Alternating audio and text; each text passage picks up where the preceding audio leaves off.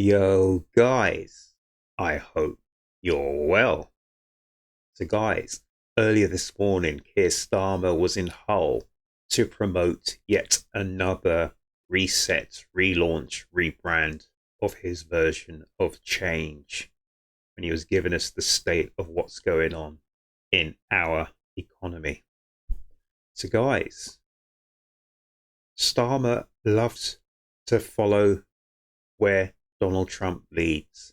And right now, he's given his version of off the cuff kind of interviews and off the cuff one to ones with the people and with the media. But I have to admit, he's getting better. I didn't hear so many ums and ahs. So that voice coaching person is doing well for Starmer. Not so many ums, not so many ahs. Maybe that's because he's become more emboldened in what he's doing because he thinks he's got the power behind him. But that's neither here nor there. What I found interesting about this part of the conversation was that Starmer has his hand-picked people from Sky and BBC who are always there to pat him on the back. But we had a question from GB News, which I found very interesting because I didn't think a question like this would be allowed. But let's hear what Keir Starmer's got to say. Chris, GB News. Prime Minister Christopher Hope from GB News. You said there that every pound must deliver for working people. So here's a challenge from GB News. Is today the day, March the 13th, you call time on woke diversity, inclusion and equity policies and tell civil servants to put the needs of taxpayers, not themselves, first? And to use to take example from Beth Rigby from Sky News, you said there that Russia is menacing our skies, our waters, our streets.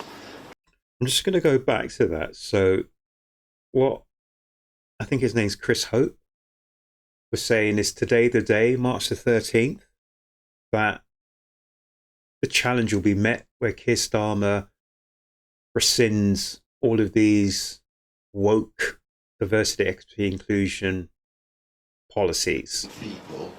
So here it is. Here's a challenge from GB News. Is today the day, March the 13th, you call time on woke diversity, inclusion and equity policies and So woke diversity, inclusion, and equity policies. Just look at the face of some of these people. Absolutely shocked. Really? tell civil servants to put the needs of taxpayers, not themselves, first? And to use to take example from Beth Rigby from Sky News, you said there that Russia is menacing our skies, our waters, our streets.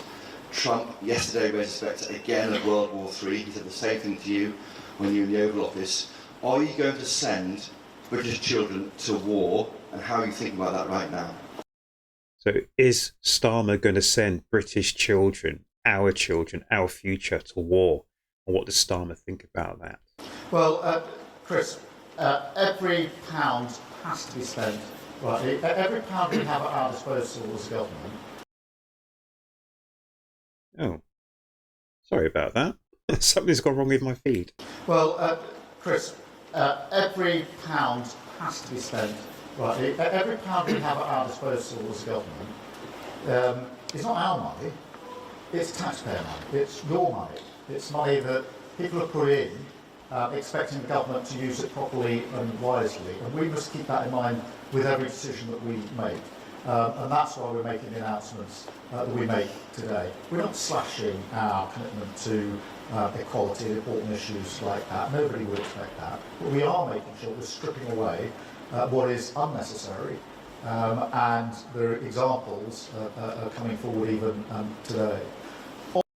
So they're stripping away what is unnecessary from the woke diversity, equity, inclusion. On the bigger question, if you like, of the global stability, we are in a more volatile period now than I think most of us can remember. I certainly feel that, and most people I talk to certainly feel that. And therefore, what we've got to do is keep our eye on the prize, or what we need to do, which is a lasting peace in Ukraine and a secure peace in Ukraine. And that is why We're doing everything we can to ensure that there are negotiations, that those negotiations do lead to peace. It's got to be peace that allows Ukraine to be sovereign and secure. And it's got to be peace that lasts, because there have been settlements in Ukraine before, as you know, which have not been backed up. Nobody's defended the deal, and Putin's just crossed the line again when he wants to. That is not good for Ukraine, it's not good for Europe, and it's not good for us, because the reason energy prices have gone through the roof in the last 3 years is because of conflict in Ukraine. Impact on your prices, on the cost of living here because of Ukraine, and already, as I say, Russia menacing our skies and our waters, and our streets, in fact, if you look at some of the incidents like Salisbury. So we have to keep our eyes on that prize. Everything I'm doing is intended to ensure that we keep the peace. Nobody wants conflict. So he's just said that everything he's doing is intended that we keep the peace and no one wants conflict. I wonder what you think about that. He says that he's trying to keep the peace and no one wants conflict. Really? And no Prime Minister wants to deploy our troops to conflict, but we do want to deploy them to keep peace. And we do that in other countries to make sure. I wonder what his definition of conflict and the definition of peace is. Sure we don't have conflict, and that's why I'm working hard with others to make sure that when the question is asked, are the European countries prepared to play their part in making sure that a deal is defended, then the answer is yes. Obviously, it has to be done in conjunction with the US. I've been really clear about that. We'll continue working to that end. I do think that the talks on Tuesday between Ukraine and the US were productive. I was very pleased to see that US intelligence and support went back into Ukraine. It's really important that happened. And obviously we're making further progress, and this Saturday I will convene international leaders again to progress this still further. But so he's interjected himself again into the conversation, whereas right now the United States is sitting down having talks with Russia. Why can't Starmer wait until the outcome of those talks between Trump's envoys and the Russian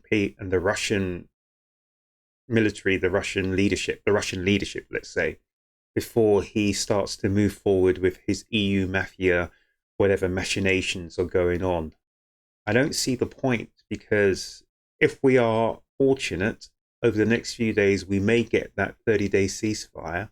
And then as a result of that 30-day ceasefire, then we want the Russian contingent, we want the Ukrainian contingent to sit down with the US envoys to talk about what it is that both sides want, what is it that both sides need to actually make a ceasefire, a lasting ceasefire and a lasting peace.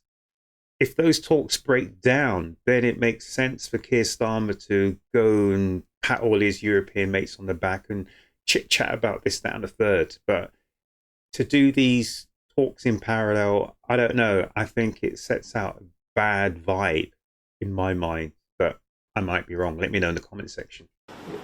It's very important at a time like this to keep our eyes on what is it we're trying to achieve, and that is lasting and secure peace in Ukraine. Thank you, Chris. So I'm actually amazed that Keir Starmer took that question, but I don't think he realised that question was coming up, because I don't think or feel that what he gets from Sky News, BBC News, these are all questions to bolster his perception in the public eye. So the GB News question was quite interesting. I asked Starmer about woke policies, about DEI policies, and also whether or not he is prepared to send our children, who are our future, the future of this world, into future conflicts. Very interested. Let me know what you think down here in the comment section. Sorry that the video cut out halfway through. Not too sure what happened with my internet connection. These things happen. I hope it didn't spoil your pleasure, but please do let me know here in the comment section what you felt about what Keir Starmer said. But guys, make sure you look after yourselves, you look after each other, and have an absolutely brilliant day. Take care.